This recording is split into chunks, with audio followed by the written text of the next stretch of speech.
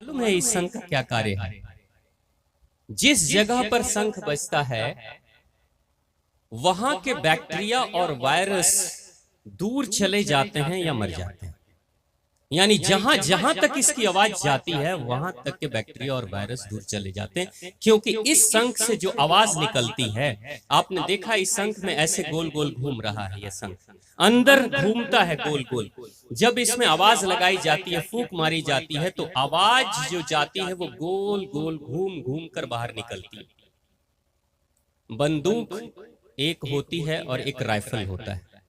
ज्यादा शक्तिशाली जो गोली चलती है वो राइफल की होती है।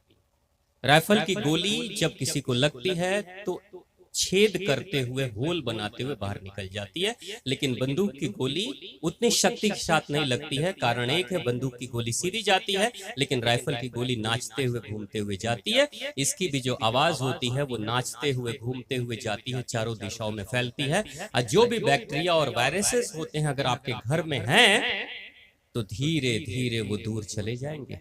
यानी एंटी वायरस का काम करता है ये आपके घरों में। कोरोना के समय में जिन लोगों ने शंख बजाया उसमें से ज्यादातर लोगों को कोरोना की समस्या नहीं हुई, क्योंकि अगर आप शंख बजाओगे तो क्या होगा, आपके चार अंग एक साथ में ठीक होते हैं। जब आप शंख बजाने के लिए लंबी गहरी सांस खींचते हो, क्योंकि बहुत सांसें चाहिए, तो जब सांस लंबी गहरी खींचते हो तो उस समय आपकी लीवर और आपकी किडनी, इन दोनों की शक्ति बढ़ती है।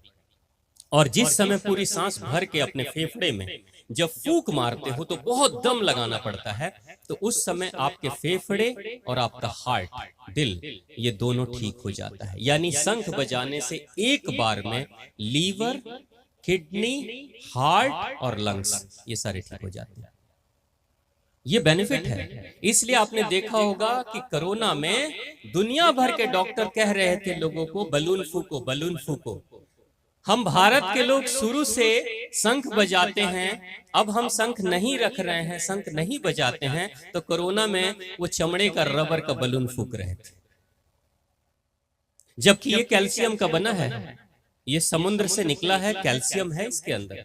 अगर ये बजाओगे आप तो आपके जीवन में अद्भुत कल्याण होगा। इसके फायदे कैसे होंगे? एक डॉक्टर साहब ने अभी पिछले 1 महीना पहले मैंने उनको कहा कि डॉक्टर साहब आप बजाओ, वो दांत के बड़े अच्छे डॉक्टर हैं, तो उन्होंने कहा कि स्वामी जी मैं पिछले 1 महीने से बजा रहा हूँ, ऐसा लग रहा है जैसे मेरा दिमाग खुल रहा है, ऐसा लग रहा है जैसे मेरी टेंशन कम हो रहे हैं, ऐसा लग रहा है तनाव कम हो रहा है। क्योंकि डॉक्टर साहब दांत के डॉक्टर हैं और खड़े होकर ही ज्यादातर ऑपरेशन उनको करने पड़ते हैं। वो कहते हैं मैं बहुत थक जाता था, लेकिन अब अद्भुत ऊर्जा मिल रही है शंख बजाने से। तो ये बेनिफिट है इसका। लेकिन अब हम लोग क्या है, शंख नहीं रखते, क्योंकि शंख फूकने से लगता है अरे ये सब तो पूजा पाठ करने वाले लोग बजाते हैं। और एक और भ्रांति हमारे समाज में, शंख कौन बजाता है? पुरुष बजा सकते हैं, महिलाएं नहीं बजा सकती। आप लोग भी ऐसा सोचते हो? किसी ने कहा कि औरतों को शंख नहीं बजाना चाहिए। औरतों को भी शंख बजाना चाहिए, क्योंकि माता रानी की कहीं भी तस्वीर, मूर्ति, फोटो देखोगे तो उसमें भी माँ के हाथ में शंख है।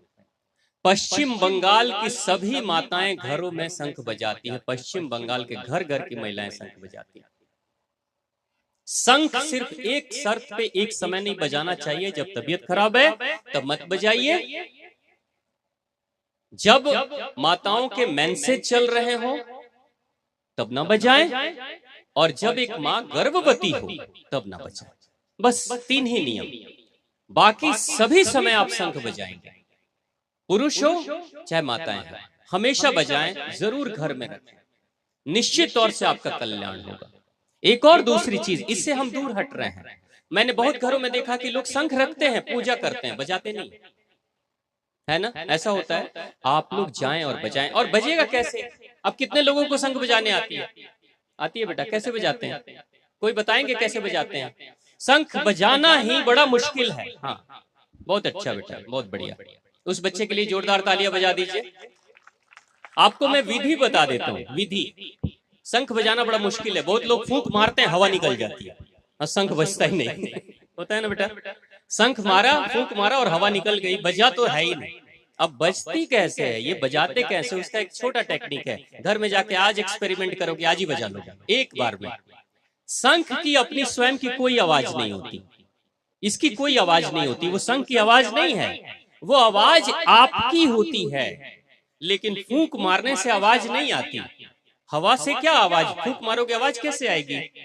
आपने क्या करना, अपने ओठों को, दोनों ओठों को गोल बनाना, गोल जीरो की तरह, और जीरो की तरह बनाकर आपने अपने ओठों से ही आवाज निकालनी, अपने ओठों से आवाज निकालनी हवा भरकर, और उस आवाज को यहां देना।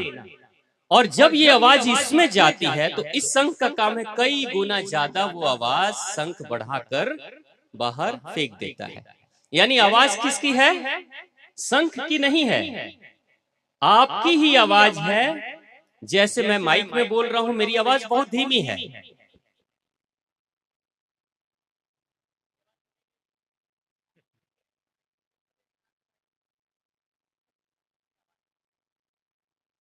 मेरी आवाज नहीं जा रही, यानी मेरी आवाज को कौन आप तक पहुंचा रहा है? ये पहुंचा रहा है। इसने कई गुना आवाज को बढ़ाया है, तब जाकर आपके पास आवाज आ रही है। ठीक वैसे ही हमारी आवाज को शंख कई गुना ज्यादा बढ़ा देता है। अब बजाने की विधि कैसे है मैं बता दूं, एक बार आप प्रयोग करके देख लीजिएगा। पहले इससे आवाज निकालते हैं, ओठों से मिलाकर गोल बनाते हैं, जितना छोटा गोल बनेगा उतना ही तेज आवाज आएगी, है ना? ऐसे